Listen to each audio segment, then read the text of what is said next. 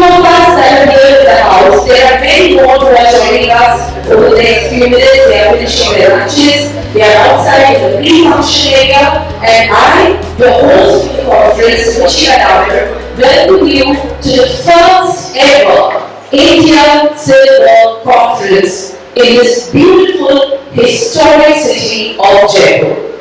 Ladies and gentlemen, as we start this afternoon, you know that we have a very glittering inaugural session planned for later in the day. But right now, since all of us who are here in the house are the real serious ones, let's start with the masterclass. I'm sure each one of you already has a schedule of the conference for you. Just in case you don't, let me tell you that your landlords have a QR code and you can scan it anytime to find out the schedule of the India Silver Conference. Ladies and gentlemen, as we start with our masterclass, as any masterclass or any class would have a protocol, may I request everyone to please keep your mobiles on the silent mode for the next half a day till you get ready for dinner. And as you do that, our stage is set to invite our eminent speakers onto the stage, and I would like to begin by inviting the first of our three speakers this afternoon. Our first speaker and the masterclass CEO of Hindustan Zinc smelters at Jaipur. He will be talking to us about the refining operations at Hindustan Zinc Limited. And let me just give you a brief profile of Mr. Chandru. He is the IBU CEO of Hindustan Zinc smelters, a BTech degree in metallurgy from PSG College of Technology, Goyal, and he's been with Hindustan Zinc Limited since 2003 in various leadership roles. That's a very illustrious stint of over 20 years with the organization. His key achievements also include that he's been awarded a great manager by Economic Times and People's Business in 2021. He's been awarded as one of the top 75 managers in the country. He's been key in structurally designing and achieving a 1 million ton metal production from the smelters at Meridien, and improvised the silver flow sheet at PAMP with a lot of automation and in-house innovation to double the design capacity. Ladies and gentlemen, let's hear it for the trailblazing manager in India, one of the leading lights of human resources. Let's hear it for Mr. Chandru. So as I introduce our next speaker, Mr. Chandru, I was talking to sir. As I was reading your profile, I thought somebody much elderly with walked up with salt and pepper hair. I must say, so your age, your looks define your age and your achievements. Can we give him a more robust round of applause? With this, as we move on, I would like to invite our next speaker this afternoon, or should I say our next lecturer to the masterclass. It's time for me to invite the President Works for MMTC PAMP India Private Limited. This is Mr. Ankur Goyal joining us shortly, and he will be talking to us about silver master alloys and their applications. Mr. Ankur Goyal truly needs no introduction in the world of Indian metallurgy and gold and silver. He's had 30 years of experience in precious metal line with 18 years in gold and silver jewelry manufacturing through lost wax investment casting method and 12 years in gold and silver refining and minted coin production. With an in-depth knowledge of gold and silver metallurgy, master alloys, gold and silver refining from mine to Dori, he is a BE metallurgy from IIT Roorkee and ME metallurgy from IISC Bangalore, and also attended the senior management programs at IIM Kolkata. Let's hear a round of applause for Mr. Ankur Goyal, please. Welcome back, sir. So happy to see you again. And before I start reading out for my final speaker, can I give a huge round of applause to the three gentlemen that are seated on the second table here. A big thank you, guys. You're the only ones who are happy. And thank you for the others as well. Let's keep on making this noise. Nishtashri Srinivasan is the director of Industries Private Limited. She will be joining us in a short while. And as befitting a lady, I might just read her profile to you where she's in the house. So ladies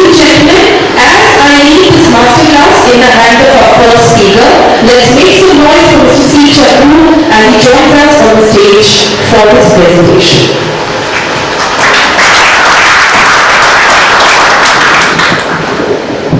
So, very good afternoon, everyone. Thanks, the Silver Institute, Srinivasan for inviting me to this event. And a very warm welcome to all of you here. And I hope my 15 odd minutes adds some value to your time you are investing on my presentation. So, since my introduction is done, I'll straight jump into our presentation. So, I wanted to start this presentation with some small, it's a very big achievement which we are all very proud of. We did a 30-second clip which I wanted to show before going to the presentation. Okay, fine. So, the video was just about that recent milestone which we achieved. Which is now Hindustan Zinc is the 5th largest silver producer in the world as per the latest global survey, which is no small milestone for us because the day I started working in silver some 10-12 years ago, we were somewhere in 11th or 12th, we were in the double digit, but moving from 50 to 40 on 13 and 10 takes some efforts, I do appreciate. But when you come to a singular entity, top 9, 8 entities in the world, so every jump is a celebration. So we just wanted to, share this with all of you that today we are the 5th largest silver producing company in the world. So apologies for the technical glitches. I hope it goes well from now. And so what I wanted to show here was how the silver flows through the entire value chain in Hindustan Zinc. So I didn't, bombard you with all those names of the mines and names of the smelters, and I thought I'll just keep it very simple in one slide on the entire value chain and focus more on the last part, which is the silver refining part. So we have 4 mines, major cluster of mines located at 4 different locations, and one of those mines is the silver rich mine, which is located in Jaipur, which we call as the SK mine.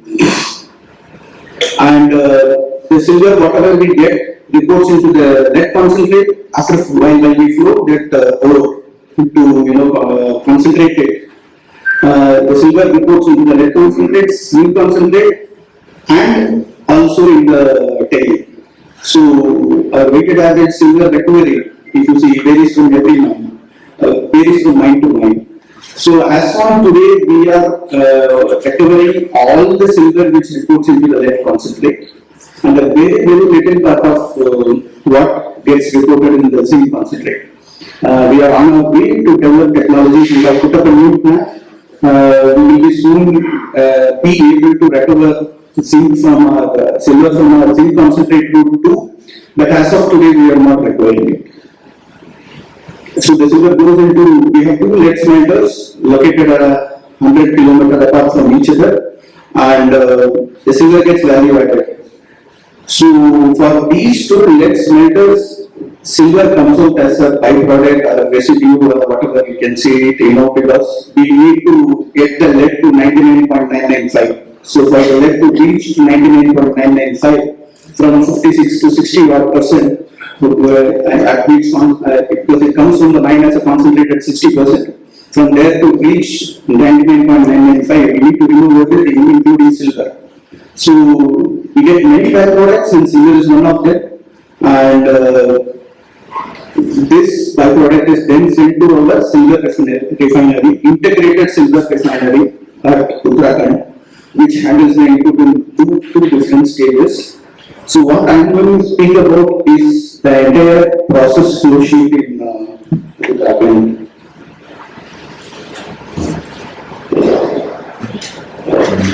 So we get silver in 2 forms. One is from our smelter in Meridien, where we do, where obviously it's a lead smelter, but the finished product is obtained by electrorefining. And while we do electrorefining, the lead ions move to the purest form by switching themselves towards the cathode, and all the impurities remain along with the anode, which is clean, and silver also remains, and it comes in the form of a mud, which goes to Uttarakhand. And to treat that, we have this mobile furnace. And how it works, I will be explaining in the next slide anyway. And the next furnace is the Chandru furnace. It's imported from Germany. So in another slide, where we have pyro refining, where we make bullions and then do a pyro refining of lead. The silver comes out as a tri-alloy. It's an alloy of zinc, lead, and it's an alloy of zinc, lead, and silver. There we have around 55% zinc, 20 to 30% silver, and the remaining is lead. So to take care of that, we have this Chandru furnace. What happens? The output of these two furnaces is then put into a Goyal furnace. Is nothing but the oxidative furnace. We use the noble property. So I'll be giving you details of this process in the next slides. And we will bring silver up to a purity of 95% in the Goyal furnace, and then we use bottom blown oxygen Goyal furnace just to make sure there is uniformity of oxidation across the bath. And bring the purity to around 90 to 99%, and then cast it as anodes. And we have electro-refining.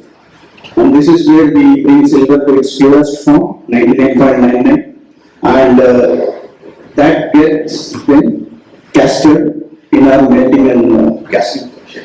So this is the flow sheet. So I'll speak a little bit in more detail about every individual furnace. So I kept this because to clearly specify what's the input, what's the output, and what are the various products coming out at each stage. So in the first stage, as I explained, the refinery net comes at 25 to 35% silver, and what we get out is the mud is converted into metallic form, and there is some 5 to 10% enrichment. And we take a lot of antimony out of this raw material as a slag and a dust. And in Chandru, as I mentioned, it's a tri-alloy, and what we do here is just use the differential boiling point between lead and zinc. The zinc boils easily at 900 odd degrees, so when we keep it in a vacuum environment, it boils in a much lesser temperature, so we just boil it and then distill it separately out. And what we get as a product is only lead and silver with less than 5%. 5% of zinc. And then we take it into a population furnace. What we do here is, very simple. We use the noble property of silver to the refining process. We just use air oxidation and oxygen oxidation. We initially start with air so that the highly volatile compounds like antimony are removed and collected in the dust, and then we use oxygen. What happens is, except silver, all the other impurities get oxidized, they form a slag, they come at the top, we remove the slag, and then we tap the metal out. And we take the purity till 95-96% at this stage. And then at 95% we put this into the bottom blown oxygen group. And this is again an oxidation furnace. You may ask, why do we do it twice? Why don't we bring it in the first furnace while we are using oxidative refining? The difference is, in the first furnace, we had to handle huge volumes because the purity of the incoming material is less. So the lancing is done from the top. So the oxidation is done from the top, and the slag is supposed to come at the bottom. But here what happens is, we do the oxidation from the bottom. Oxidation is injected inside the furnace from the bottom. So what happens is, the process of refining is homogeneous. The flow of oxygen throughout the bath is homogeneous. So the purity of the metal remains the same across the height of the bath. And what we do after this is cast them into anodes and take it to our cellars. This is a simple electro-refining cellars. We have 8-9 odd cells. The 99 odd percent silver from the PVOC is casted into anodes, and we have titanium plates as cathodes, and 12 we put a voltage of 12 volts around, and what happens is the pure silver ions liberate themselves from the anode and get deposited in the form of powder in the titanium plates. And we have a scrubbing mechanism in every 1-2 hours. And the silver powder is then collected, and then it is washed and dried so that it's free of nitric acid, because we use silver nitrate as the electrolyte in this process. What happens after this is just a physical transformation of shape. We have 3 induction furnaces, state-of-the-art induction furnaces, and we make 30 kilobars, and I request everyone to have a look. So, thanks for giving us the opportunity, because we have the privilege to bring one of our silver bars here for display in this conference. And we don't mind all of you coming and seeing that. And we are also the second company and the first Indian company, truly Indian company, to get registered in LBMA. They are our predecessors who led the way, and we are the second to do that. So getting LBMA certification is a testimony of the quality process we follow. And this plant was originally designed for a capacity of 350 tons, which in the project stage we kind of coupled a couple of more furnaces, the Junker and BPOC, and made it capable for 500 tons when we built this plant in 2013. Last year we delivered 713 tons of silver, and the entire credit of making that transformation happen goes to the team, because we didn't stop innovating. We didn't accept the way the plant was given to us. We kept modifying our technology, we kept innovating, we kept improvising. Every single manual activity which was happening was automated. There is still a long way to go, I would admit. But yes, this plant was supposed to make around 500 odd tons with 160 odd people, but today with 70, 80 odd people we are able to cross. Last year we delivered 713, which is one of the best in the history of HZL. And I'm sure this plant, provided we have the input from the mines, as of today has the potential to go to 850 odd tons for sure. And the entire credit goes to the shop floor team, which kind of kept innovating, and I'm sure will keep innovating. And last but not the least, thank you for inviting me for this, and it's a privilege to present in front of you. So thank you. And of course, just to let you know, in case you have some questions and answers, once all the presentations are over, we should have a combined session. Anyone wishes to ask a question, please put your hand up in the air and a mic will be brought across to you. Also, we've been noticing some of our guests have been diligently taking photographs and screenshots of the presentations. So just to update you, as is the practice with us, all the presentations throughout the conference today and tomorrow shall be uploaded on the Silver Conference website itself at the conclusion of the event. So sit back, enjoy the presentations, engage, interact. As regards taking photographs, not to worry, you should get a soft copy of these presentations online immediately once the conference concludes. Having said this, before I invite our next speaker, I would also like to let you know that our final speaker for this masterclass, Mr. Nishtashri Srinivasan, is already here in the house. So let's give a round of applause to the young budding director of Emerald Jewels Industries India Private Limited. As she joins us on the stage, let me tell you a little bit about this rising star of the Indian silver ecosystem. Nishtashri Srinivasan is a young entrepreneur who set foot in this magnificent journey of gems and jewelry as recently as the year 2015. She is a graduate with a bachelor's degree in business administration from Christ University in Bangalore. She further proceeded to do her master's program for the science of marketing at the ISC Business School, University of Barcelona in Spain, and presently she takes care of the export operations and silver operations at Emerald with a focus on using digital tools and new age marketing practices to scale up these businesses. Let me also tell you, over the last few years with the rise of social media, especially, channels like Instagram, silver is being rediscovered in a new way. There's a whole lot of lifestyle, aspirational brands which are experimenting with silver. People are aiming to buy silver jewelry as something to flaunt, and that is where new labels like Nishtashri have played a role. And her own label, she conceptualized Havana, which is a corporate gifting brand of emerald, and Blanco, a luxury home decor segment, and of course, Tuam, a bridal initiative of emerald. Along with this, Nishtha also heads the CSR in the company, and she aspires to enthrall the jewelry industry with innovation, scalable models, and help emerald be the largest consolidated jewelry solution provider. A very warm welcome to the stage, Nishtha. I would now like to invite our next speaker this afternoon. Without further ado, let's give a round of applause to Mr. Ankur Goyal.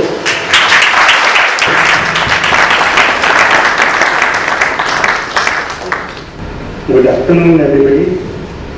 First of all, I welcome you all here, and thanks to Srinivasan and Eventar for organizing this workshop, this master class. I think it's a good avenue where we can at least convey some of the technical things which have been happening in India. So we'll keep on continuing this as we go along in various conferences. My topic of presentation is master alloys, but since we are on silver, what I would like to add is silver is the main ingredient in master alloy. And just now Mr. Chandru indicated this is the first time I know those numbers, 800 tons of silver being mined in India, because gold is not mined in India. Gold we have only maximum 3 tons from Atti gold mines. So I think silver will definitely take a main stage as we go along. So I'll just summarize my presentation will be summarized into these 5 topics, where I give you a brief overview of what is MMTC PAMP, followed by what is silver refining. I think Mr. Chandru has already indicated, but I'll give you a brief on that, which is then what are the various manufacturing techniques which are used, the casting and the handmade techniques, followed by what exactly is master alloys and what is its use, and how MMTC PAMP is making a bit of a different mark in the country with their own set of master alloys, because till now there has been master alloys which has come from abroad. Master alloys started in India, as far as I know, is from 98 onwards, 98, 99, and we had few big companies like PMR, Lecor making their inroads. But now MMTC PAMP is slowly like to give the similar quality, similar set of things to the Indian consumer. A bit on MMTC PAMP, actually we are the most trusted precious metal ecosystem. We cater to B2B customers, where we handle the bullion, master alloy business, limited products, old recycling, industrial products, and also the standard reference material. We also, for retail customers, we handle the gold and silver coins, digital gold, and buyback. We are also interacting with various government stakeholders like Indian Government Mint. We supply blanks to Indian Government Mint. We are accredited with BIS, refinery, and other entities. What I would say is we are the only one LBMA accredited refinery with both gold and silver. Silver, we do have a few other refineries who are, obviously Hindustan Zinc is there, which is already there in the foray. What gives MMTC PAMP the edge? It's what we have been, we are right now almost in the 12th year of operation, and LBMA accreditation, it's not just an accreditation, but processing that or maintaining that is what helps us to maintain that quality in our products. So we are LBMA accredited refinery, we are having other accreditations, you can go through it. Simultaneously, we are also having a Responsible Jewelry Council certification, where we are having the certification for COP as well as COC, where we can now with the COC certification, we can give the Indian customers the gold which they require, which is from the recycled material, not from the mines. And that's what a lot of jewelry manufacturers in the country are getting their clients to ask for recycled gold, because recycling is becoming quite relevant in this area. Simultaneously, besides these accreditation, we also have ISO standards. We have ISC 8000 standards, which talks about how you operate the plant. We have ISO 9001, 14001, 45001, and even energy conservation, which is 50001. And also ISO 17025. These accreditations are the ones which help us to maintain a very high standard, and that in turn results into what is the quality we give, which you'll see why quality is important. Secondly, we have got a few of the awards as we go along. So what is refining of silver? Refining of silver, just now you got a very detailed presentation of electrolytic refining, where you pass it through, you make the anodes, you pass through the electrolytic cell, you get silver crystals, convert it into bars, which is 30 kg bars or 1 kg bars, which then you sell it into the market. Simultaneously, there is a chemical refining process where you you dissolve the silver in lactic acid, convert it into silver chloride, and then precipitate using dextrose to spine silver. The difference between these two techniques is, I would say, is quite huge. Definitely in terms of the purity levels which you get in terms of electro refining, you can get almost, I would say, 5-9 purity silver. We get maximum, we get 496, 497, and sometimes we also get 59 silver. While in case of chemical refining, you do have certain constraints, though chemical refining is, as you all know, is less, you don't have a lot of work in progress. While electrolytic, you require a lot of material as a work in progress. Acid consumption is less in electro refining as compared to chemical refining. But the most important thing is my last point, which is the electro refining gives you very less impurities. While there are chances of impurities coming in chemical refining, which gets detrimental as we make hard products. So if you see this composition, when you do by electrolytic refining, you almost get silver with very less impurities. Definitely we can't. So when we do by chemical refining, we do have impurities, and what sometimes you have to really control it by controlling the reaction of precipitation to reduce the impurities going into the silver, but it's very difficult, and you get as high copper, and some of the impurities come, which will affect when you manufacture either your jewelry or any other process when we go along. So this is what happens, and that's why one needs a very high quality raw material which goes into the manufacturing. So jewelry manufacturing, as you all know, are mainly two types. I have not added the third type, which is the stamping jewelry. And most of the people who are manufacturing jewelry know this. We follow these steps to manufacture handmade jewelry. What happens in the handmade jewelry, as you go through them, you do get defects. Some of the defects may be due to rolling. Some of the defect may be due to the metal which has formed, and that's the basis of why we are going to use master alloys, which helps in order to remove those defects, because when you roll it, you need to have a better fluidity. So you need certain elements so that you can roll it to the minimum thickness which is possible. So these are the few defects which are there, and how master alloy will help it, we will show you as we go forward.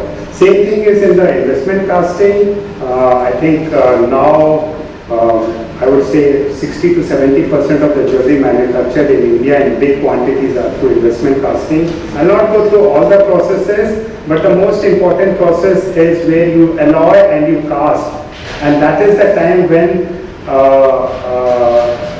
the most important of the quality happens. So the defects which are there, like porosity, which can be classified as gas porosity or shrinkage porosity, you have hard spots, you have cracking, you have rough surface, you have oxide intrusions.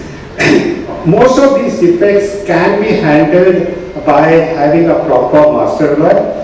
But I would not say that's the only constraint or the only important factor. You need to have a lot of other things which are there, a proper screw design, a proper investment casting process, a proper burnout process. So besides the processes which are required for investment casting, there is an equal important role which a master alloy plays.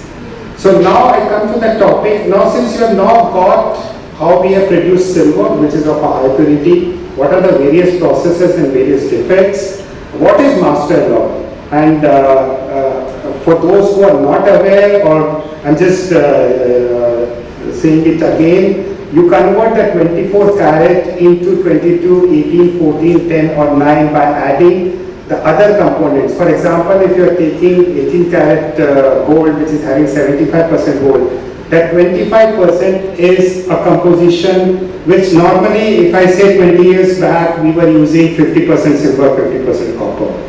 Then slowly it happened, let's add zinc into it because zinc adds to fluidity.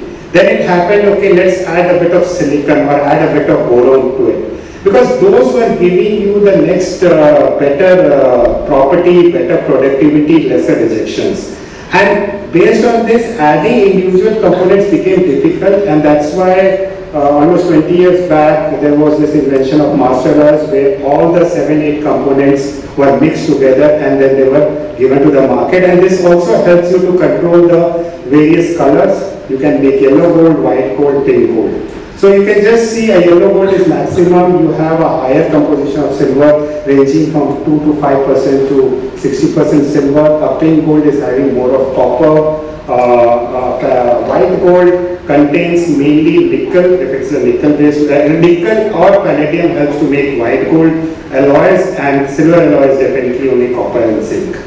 So this is the whole range where you can play with, but we don't play with all these metals, all these 108 metals.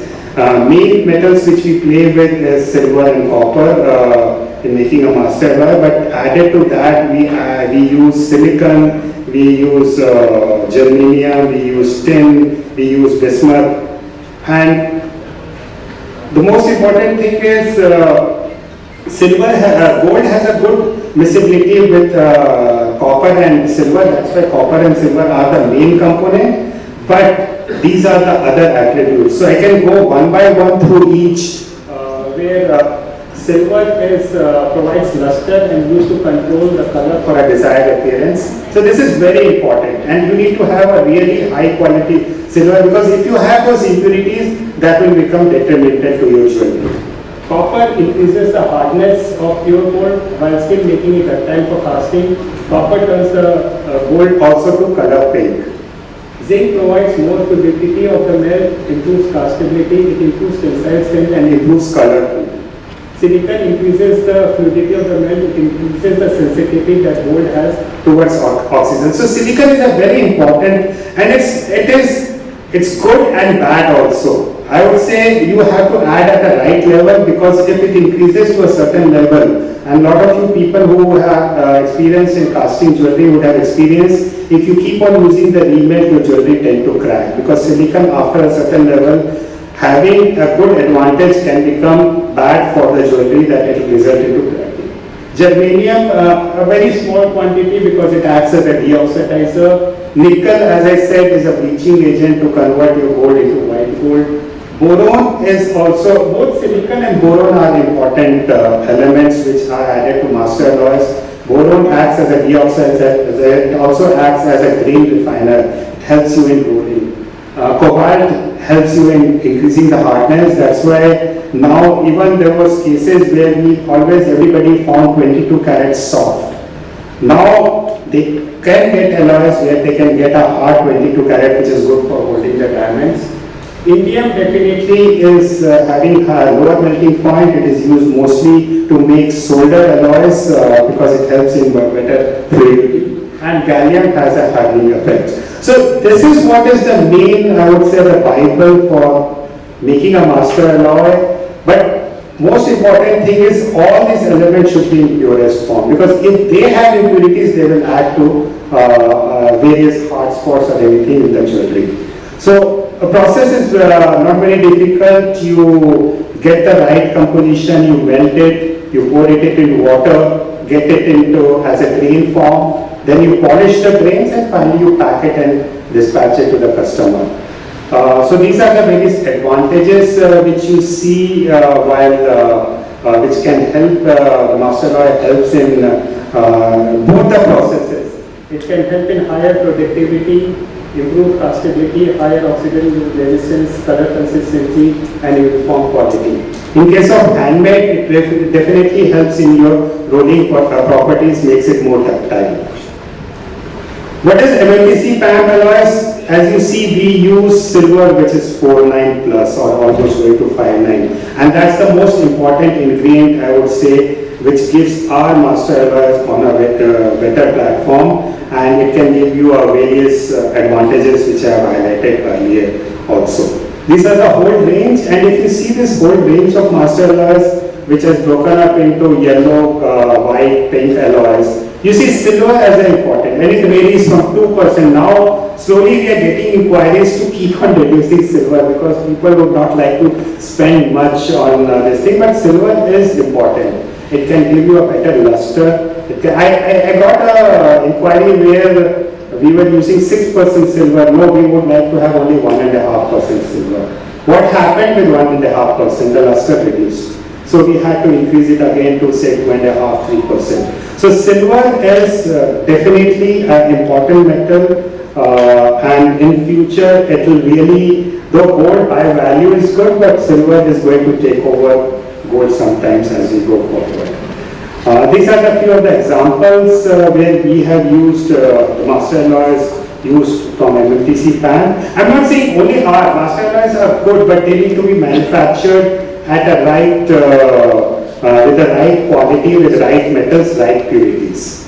Some of the case studies which we have done, where we found some of the customers wanted, they were finding either microporosity or luster or their hardness which was less, where we had to add, I would say, either we had to change the copper ratio, or we had to increase the luster, we have to add silicon to it, or if hardness has to be raised, we have to add cobalt. So these elements which I had shown were used in the right composition, right levels to get the right quality, and a lot of trials has been done with customers till the customer reached to the satisfactory level. These are the various packaging which we do. The most important thing I would say in all these things what I told is the laboratory.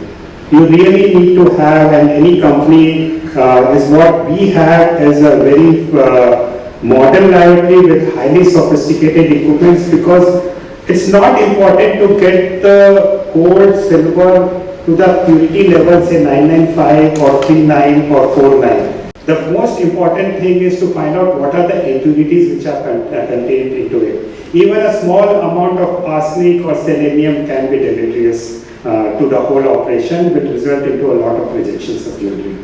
So this is what I have to say of master alloys. Thank you.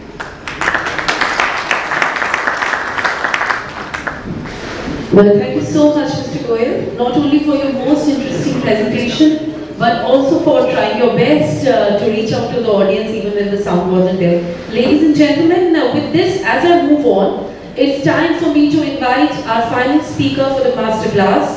Let's give a resounding round of applause, ladies and gentlemen. Let's make some noise for the lovely Srinivasan as she joins us on the stage talking about electroforming in silver jewelry. And just to update you, after Nishtashri's presentation, we shall have a question-answer session. The mic will go across. Please introduce yourself and do let the speaker know to whom you're addressing your question. Thank you so much. A very good evening to our not present here. It's my privilege and honor to be presenting Electroforming to all of you here. Electroforming has been a very interesting project because I think I grew along the way. I was 15 when we first started trials of electroforming in our factory. I still very distinctly remember there were a lot of people from Italy who were in our factory, and a lot of things were happening. I thought it was a sci-fi movie for a brief instance because there were so many.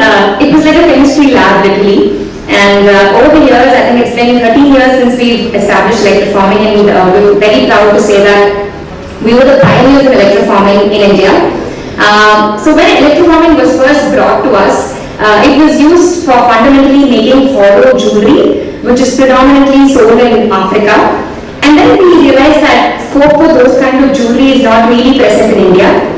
And then when we thought about what really sells in India, it was very simple, the answer was right there. We thought, why don't we challenge the concept of idols made in India? Because back then, the only kind of idols that were made in India were solid idols. And you know, solid idols are very heavy.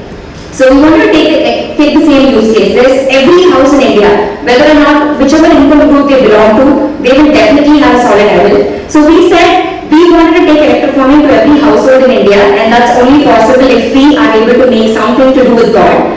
And we completely transformed the technology, and what we've done now is phenomenal. What initially used to be manufactured at 100 grams, because of the electroforming technology, we are able to come down by about 10 times in weight, and sometimes even 20 times in weight. And right now we are manufacturing the same idol at 10 grams, and that's what we've done with electroforming technology. So before we move forward, I would just like to introduce the flow of the presentation today. First, I will be talking about what electroforming is all about. The second, I will be talking about the electroforming process in brief. And then I will be touching base, I will be talking about the different products that we do in electroforming today. And then I'm going to be talking about the advantages and disadvantages of the technology. So first and foremost, I would be wrong if I do not mention the legend himself, Michael Faraday, because of whom electroforming has been possible today. Faraday's law states, I was reading about Faraday, and what I realized was a lot of things that he did was all inspired from nature. And he says that it is God's art that we today comprehend as science. And he was the person who introduced electrolysis process. The electroforming process that we're talking today is a comprehensive science of electroplating process, which is evolved from electrolysis process. So the two laws of Michael Faraday states that the mass of a substance deposited at any electrode is directly proportional to the amount of current passed. It is as simple as it states. The more the current, the more the deposition. And the second aspect of Michael Faraday's law states that the mass of a substance deposited at any electrode or passing a certain amount of current is directly proportional to its chemical equivalent weight. So what this means is that at any given point, if you pass a certain amount of current, the deposition of a metal which has a higher atomic weight has a higher deposition. So at any given point in time, if you're passing the same amount of current, gold is likely to deposit more than silver. So the deposition of gold is much faster than silver. So if electroforming is originated from electroplating, then the fundamental question, I'm sure every jeweler here is exposed to electroplating, and everybody practically does it for all their goods. But not a lot of people do electroforming today. Electroforming is still a very, very unique and a very pioneer technology which not a lot of Indian manufacturers adopt today. The only difference is that electroplating, the deposition is as low as 0.1 microns to 25 microns, and in electroforming, the deposition starts itself from 100 microns to 600 microns. Though the fundamental principle is the same, the more deposition we do, it is the tendency of this process that the product becomes dull and there is roughness on the surface, and there are lots of problems that comes by. So it requires a lot of chemistry, a lot of science, and a lot of other things that we have to do in order to continuously deposit metal layer after layer. So this entire chemistry has led to the introduction of electroforming. And one more difference between electroplating and electroforming is that in electroplating, we retain the core. When I say the core can be silver, the core can be gold, the core can be any metal. The metal is retained after the plating process. But in electroforming process, the core is completely empty, meaning to say that once the deposition is done, once 100 micron or 600 micron deposition is done, the entire core, it can be wax, it can be metal, it is completely empty and thereby making it completely hollow. So that is why we are able to achieve the 10 times reduction in terms of weight. So this is exactly what I was explaining. Silver electroplating is just a top coat on top of any core, but electroforming is basically a coat wherein the core is emptied after the process. Electroforming is a far superior process wherein for small items and for any product that has a smaller surface area, the deposition starts from as low as 100 microns, and as the surface area becomes bigger, we tend to deposit at least about 500 to 600 microns to ensure that stability is achieved. And layers of metal are deposited over the mandrel, which is the core. The mandrel can be different in different cases. For silver, we use wax as the mandrel. There is also electroforming, which is used in gold. And in gold, we use low melting alloy as the mandrel. And the wax surface that we use as the mandrel has to be made conductive. There are several ways in which you can make a metal conductive. In electroforming, the way you make the wax conductive also plays a very important role. If it's not made, if not the right conduction technique is used, then roughness, porosity, surface dullness are all the outcomes. So it's very important that the technique that you use for conduction it becomes very important in this process. So these are all the wax mandrels that we use today. The wax mandrels can be as small as 1 centimeter, 2 centimeter, and can go up to 10 feet. So we can make whatever different kinds of ideals in all different sizes. And like I said, for the smaller wax mandrels, for smaller surface area, we tend to deposit lesser. And as the size becomes bigger, we tend to deposit more for stability. I'm going to be touching base on the process of electroforming. The first process of electroforming is that once a wax mandrel is ready, we take it to this process called jigging. In the jigging process, this jigging process aids in mass manufacturing. So there is typically a jig wherein a lot of these electroforming pieces are inserted. Typically, there's a lot of deposition happening on the bottom. So bigger items and bigger products with higher surface area are typically jigged on the bottom. And as we go on the top, the surface area of the product becomes smaller. And once the jigging process is done, we move the entire jig to the cleaning process. The cleaning process is very important because it's not a manual process where you can adjust certain things while the process is happening. So the entire surface has to be 100% clean in terms of dust, dirt, grease. There should not be any oil or grease on this surface. So we do an electrolytic cleaning. So once electrolytic cleaning is usually a basic process which kind of makes the entire mandrel into a base. In order to utilize this effect and also to make the surface more active, we do an acid dip cleaning which makes the surface more active and makes the product ready for electroforming.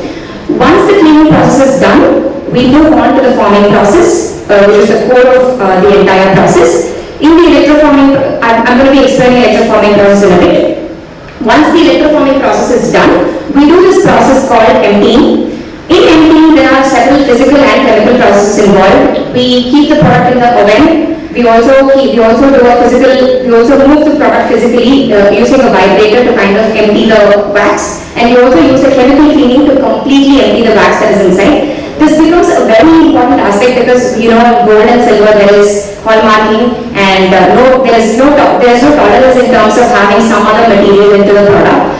So emptying becomes the core of this process because even if there is a 0.0001 gram of wax, we will be in trouble. So the electroforming process is very simple.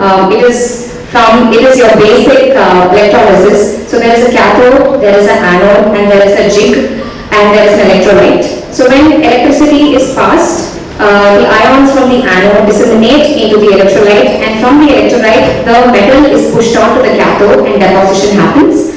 Electroforming is typically done as in the purity of 9999. And hence there is not a big problem in terms of purity because the deposition happens in a very uniform manner. In gold, it is slightly more complicated because you have to produce 18 karat, you have to produce 14 karat electroforming. There tends to be a lot of wastage. But in silver, we keep electroforming process to 9999, which ensures that it's fairly easy to manufacture. The solution of the electrolyte that is there in the electroforming process has the metal that is further deposited onto the cathode. Operating the bath becomes very important. The entire maintenance of the bath and ensuring that the bath is maintained with the right amount of metal is very important. It should not have any dirt, or it should not have any impurities which can hamper the electroforming process. So today, electroforming process, we started off doing idols, and today we are doing jewelry, we are doing utensils, we are doing artifacts, we are doing gifting, we are doing accessories, and we are doing a huge range of products. Electroforming has been our core strength, and it's been one of our pioneer technologies, and like I already mentioned, we've done idols, murals, garlands, diyas, gift items and jewelry, and the purity is always kept at 999. This is a small sneak peek of what we do at Emerald. So these are the idols that we manufacture. These are the murals that we manufacture. These are the garlands. These are the diyas. So what happens is, in a lot of products like solid idols, and typically what was being manufactured, weight is a very big limiting factor. And I think strongly infusing the right amount of electroforming, because making charges for electroforming is very high because of the proprietary technology. But for the Indian market, a little bit of electroforming and a little bit of the utensil, mixing 2 to 3 technologies gives us a strength, because we're able to achieve the price point whilst reducing the weight drastically. So I think electroforming really comes with this advantage of reducing the weight, thereby reducing the overall ticket size of the product, thereby making it affordable to a huge number of people. We also make a lot of gift products, jewelry. So this is also a variant of electroforming. It is a proprietary patented technology that we hold. So if we say electroforming reduces the weight by 10 times, this reduces the overall weight by 40 to 50 times. This is an added technology to electroforming, but this is right now we've only been able to achieve this in gold. We've not done this in silver yet. So what typically weighs 1 kilo, typically now weighs about 4 to 5 grams, and we are easily able to produce a 4 to 5 inch murti in like 1 gram, and it really feels like paper when you're holding it. So the electroforming, there's so much inventions from the electrolysis process which Faraday invented. We've invented electroplating, electroforming, and now an advancement of electroforming. So I think there's a scope of a lot more inventions with a basic fundamental principle that somebody created, hundreds of years back. So moving on to the benefits of electroforming as a process. Electroforming process, like I've already mentioned throughout the presentation, helps you produce bigger looking products at a lower weight range, and it is useful for products which has a higher surface area. If the surface area is very small, then it doesn't really reduce the weight. But if the surface area is quite huge, it results in a drastic weight variation. Electroforming is, even though it is like a very tricky technology to use, we are able to now produce complex 3D articles with a lot of accuracy. Even the smallest of parts like eyes, detailing nose, we are able to produce all of these things. Something that we have to be very careful with electroforming is that everything works on conduction. So there are 3 kinds of areas that we call high current density area, low current density area, and medium current density area. So when somebody is attempting to do electroforming, it is very important that special attention is given to low current density area. When I say low current density area, something that has it's convex in nature, concave in nature, where it is hard for the ions to go and reach it. So these areas have to be given special importance, and it is important that every area is given the importance that is required to ensure uniform deposition. Even though the deposition is very thin, it is still hard and durable. And automatically when you do electroforming process, unlike casting or any other sheet metal technologies, you don't have to do a lot of finishing. The finishing, the product that already comes out of electroforming has this kind of a shine, which is very beautiful by itself. So this is what I was talking about. What earlier we used to do it in the form of silver idol in probably 1.1 kilo. Today we are able to do it in 70 grams and lesser. And this is really the strength of electroforming. Though electroforming technology has evolved and we've come a long way, I think fundamentally we are still facing a lot of challenges in terms of rejection, in terms of maintaining the purity, in terms of gold, because there are so many things that you have to take care of. You have to take care of the current that's passing, the deposition that's passing, the weight, the purity. So there are still challenges that we are facing. There's lots of chances of roughness, and there's a lot of chances of nodular deposition because of the chemical content. Even if there's a slight difference in chemical composition, there is a chance of roughness. Also, it is very hard to use solvers on electroforming products. The minute you use solvers, there is a great chance that the product might crack or break. And like I already told you, there are so many areas where it is hard for the ions to reach and ions to, because there are lots of low current density areas where it is hard for deposition. So coverage issues and uniform deposition is a problem. Apart from this, as we all know, electroforming is primarily today being done in 999, which means it just opens up the possibility for tarnishing. So compared to a sterling silver, electroforming tarnishes much faster, and that is why we also have a proprietary technology where we use inert gas on top of this idols to seal these idols to prevent tarnishing. So as if you just leave electroforming product just by itself, it has a tendency to tarnish within a couple of hours because it is pure silver. So this is what we at Emerald do in electroforming, and I think we've been pioneers in introducing it. We're not just doing electroforming. We're one of the largest manufacturers in the world. We have a capacity of 30 tons of silver manufacturing per month, 360 tons of silver manufacturing per year, and we are ramping up electroforming production because of huge demands that we continuously are experiencing. We're ramping up electroforming production from 1 ton to 2 ton right now, and there's a long way to go, and we've been synonymous in the gold industry for a very long time, and we will very soon lead, and we will ensure that we are carving a niche for ourselves in the silver space also. Should you have any questions, please reach out to me. Thank you so much for the opportunity given. Ladies and gentlemen, do we have any questions for any of our speakers as of now? Please put your hand up in the air and we'll send a mic across. Right, sir. Do introduce yourself, please. Good evening, sir. I'm Abhishek here. I'm from India Student Electrolytes Meridien. We are in the baking industry. So my question is to Mr. Ankur. Sir, you explained about the master oils and the various elements that are available. Has cadmium been explored as an option for master oil? No, we don't use cadmium because cadmium is toxic, it's cancerous. So, and even government has banned cadmium. So, cadmium has been, I would say, for years has been used in the Indian gold manufacturing industry because of its low melting point. It has been used as solvers, but because of its disastrous health issues, we don't recommend that cadmium to be used. So why I ask this? Why I ask this question is because we are in the baking industry and we are still using cadmium as a part of our alloys. Sorry? We are part of the baking industry and cadmium is still being used as a part of our alloys that we manufacture. Yeah, I understand it is being banned in Europe and the other Western nations, but in India it is still used, it is being used, even in jewelry manufacturing.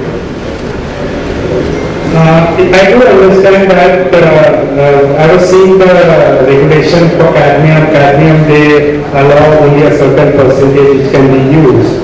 But definitely it's not good for the carriers or for the employees which is there. And what I can say is there are alternatives. I'm not saying cadmium has been there for years, but because of its cancerous health properties, you do have indium which can be used almost to the similar level when you can make solvers, because it also has a low melting point. You can also use zinc in certain cases. So there are alternatives now in the market. Thank you, sir. Thank you. Over, we have another gentleman with his hand up in the air. While the mic reaches out to you, I'd like to find out if Mr. Surendra Mehta from Vinja is in the house. Right, sir. Thank you. Hi, this is Kishore Choksri from Choksri House. Thank you, Ankur, for your presentation on silver refining and steroids. I have just one short question on your silver refining part, where you said when you refine chemically, you do not achieve high purity. The purity is highly of copper and lead. I mean, we do refining ourselves in big quantities, and we have some other experience. I was wondering what could be the reason? Is your input that you are getting impure, and that's why you cannot get rid of your copper? Can you repeat the question, the last part? I was wondering why you say that electrowinning gives you better purity versus chemical refining. We have different results at our end. Yeah, see, definitely electro refining, when we do electro refining as compared to chemical refining. In case of electro refining, we do have the cathodes where the anodes are covered with an anodic bag which restricts any impurities going along with silver to the cathode. So you get much higher purity.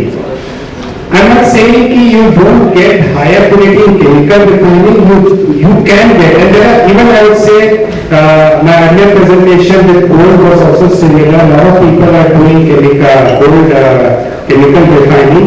The only problem is you have to control the process in a certain manner to avoid impurities going in, because impurities, and you might have to restrict the precipitation at a certain stage. If you do the full precipitation, there are chances of impurities also going along with silver. Okay, thank you. Yes, sir, in the house very normal. So let this be the final question for the master class. Hello. Actually, my name is Goyal. I am from Buddhism related. The question is for Mr. Chandru. Actually, I am very new to this industry, and I just wanted to just curious to know that you said that you are the fifth largest refinery in the world. So who are the first biggest refinery, and where are they? You said that you are around say 700 tons per annum. Where are number one and number two? Thank you. See, I don't remember all of them, but the first is Fresnillo based out of Mexico, so they are close to 3,000, 4,000 tons. So, because that's where we wanted to go, so I know who is first, but we have this neon mining company in the top 4 above us, and some KGP stands second, but I read through the report, I didn't go into the details because it got published recently a week back, but it is, the data is very much available in the world's silver survey report, which has been recently published, and you can read about all the 4 companies, their production history, everything, and the entire data is available in that report. Sir, is that a question or just a comment, sir? No, it's a question, madam. Okay, we'll keep that as a final one, sir. First question to Mr. Chandru, sir. I am Sivam from USA. My question is, as a common trader, how to buy silver from your company?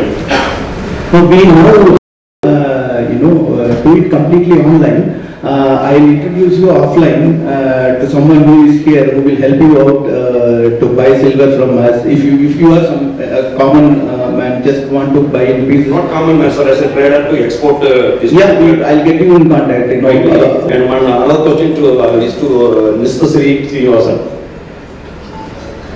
Yes, Dear, I happen to see all your products was very, very attractive. How to buy it in bulk from your company? Kindly give me your contact number. We need it for exporting to world over. Kindly. Absolutely, sir. So we distribute through our dealers. We have authorized dealers across the world for distribution of these products. I will share. Thank you. Yes. That's all. Let's make some noise everyone for all our speakers, and yes, I would compliment you before Nisha, thank you for walking us through the entire electroforming process. It was a very interesting presentation, even for us backstage. So everyone, as you can see, each one of our speakers has put in great effort to make these presentations to you in the master class today. And it's time for us to say a big thank you to the masters on the stage. I'd like to invite on stage Mr. Srinivasan for HR to present a memento to each one of our speakers for taking over the session for us. We would like to start in the order of appearances on the